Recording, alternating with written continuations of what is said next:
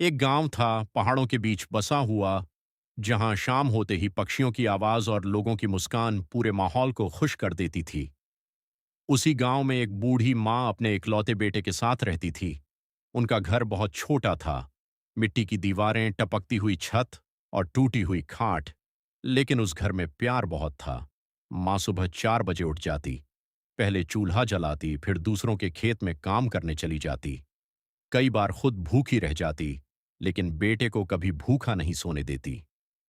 बेटा पढ़ने में अच्छा था। माँ का सपना था कि उसका बेटा बड़ा आदमी बने, ताकि उसकी जिंदगी उसकी तरह तकलीफों में ना कटे। एक दिन बेटा शहर नौकरी करने चला गया। जाते समय माँ ने उसके हाथ में 100 रुपये रखे, जो उसने महीनों मजदूरी करके बचाए थे। माँ ने मुस्कुराकर कहा, बेटा, ज्यादा कुछ नहीं दे सकती, बस इतना याद रखना, चाहे कितनी भी बड़ी दुनिया मिल जाए, अपनी माँ को मत भूलना। शहर जाकर बेटे की जिंदगी बदल गई। अच्छी नौकरी, नए दोस्त, नया घर। धीरे धीरे गांव की याद कम होने लगी। माँ हर शाम घर के बाहर बैठ जाती। गांव में जब भी कोई गाड़ी आती, वो उम्मीद से दरवाजे की तरफ देखती। शायद आज उसका बेटा आएगा, लेकिन हर बार उसे निराशा मिलती। माँ रोज फोन करती, लेकिन बेटा अक्सर कह देता, माँ अभी काम में हूं, बाद में बात करता हूं। और वो बाद में कभी नहीं आया। समय गुजरता गया। माँ बूढ़ी और कमजोर होती गई। अब उससे ठीक से चला भी नहीं जाता था। एक दिन गांव के पड़ोसी ने बेटे को फोन किया, जल्दी आ जाओ, तुम्हारी माँ बहुत बीमार है। बेटा घबराकर रातों रात गांव पहुंचा। घर के अंदर अंधेरा था। चारपाई खाली पड़ी थी।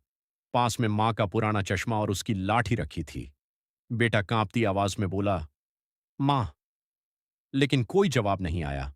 तभी पड़ोस की बूढ़ी अम्मा रोते हुए बोली, बेटा, तेरी माँ हर रोज तेरी राह देखती थी, मरने से पहले भी बस तेरा नाम ले रही थी। उन्होंने एक पुरानी डिब्बी बेटे को दी। उसके अंदर बचपन की फोटो, स्कूल की कॉपी और 500 रुपये रखे थे। साथ में एक चिट्ठी थी, बेटा, मुझे पता है तू बहुत बड़ा आदमी बन गया होगा। मैं बोझ नहीं बनना चाहती थी। ये 500 रुपये तेरे लिए बचाए थे। जब तू आएगा तो तेरी पसंद की मिठाई खिलाऊंगी। अगर मैं ना रहूं तो बस कभी खुद को अकेला मत समझना। तेरी माँ हमेशा तेरे साथ रहेगी। ये पढ़ते ही बेटे की आंखों से आंसू रुक नहीं पाए। वो माँ की खाली खाट से लिपटकर जोर जोर से रोने लगा। लेकिन अब बहुत देर हो चुकी थी। जिस माँ ने पूरी जिंदगी उसका इंतजार किया, उसका बेटा आखिर में सिर्फ उसकी यादों से मिलने आया।